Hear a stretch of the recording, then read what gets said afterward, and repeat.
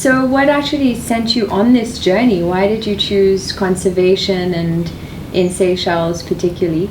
I guess in Seychelles, it's you're surrounded by the natural beauty. I mean, my parents were people who were always outdoors, hiking. I mean, in terms of their work, one being a farmer, the other being an artist. So I think it was always natural beauty, the botanics, the seascapes. All these things were definitely part of my childhood.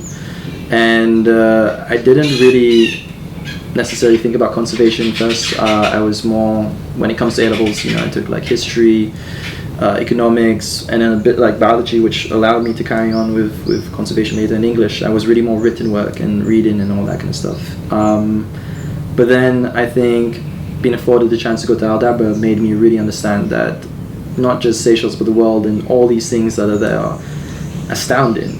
And it's quite a sad realization, but you start realizing these are things that were there and were disappearing over time. So what was on Aldabra, in terms of birds or in terms of fish and the abundance of life, that should be over here in some capacity. And 250 years ago, X amount of time, we started getting rid of these things.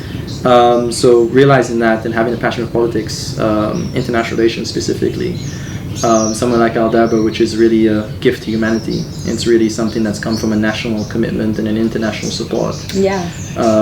Seeing things like humpback whales jump out of the water and breach, and land. I mean, it's 15-ton mammal just coming out of the ocean and just landing on that. On Aldabra? That's amazing. Wow. Yeah, flamingos, dugongs, it can go on. Wow. But when you see stuff like that, you think, I don't want to end up just losing not it. Exactly. Yeah, you feel connected to it. So you wanted to basically just make sure that Seychelles is preserved in some ways. Yeah, I definitely want to be part of the solution, and very selfishly I want to go out and see it. Yeah, and I think it's the right and privilege of Seychelles to live in this country and experience the nature, and it's by experiencing it you can help it rather than destroy it. I think that's the thing we need to understand. We can go out and help it, rather than just be not connected to it, and just people think about the meat they eat or anything like that. We don't realize where it's coming from, and we realize we can make choices actually choosing a different type of meat or forgetting about meat altogether.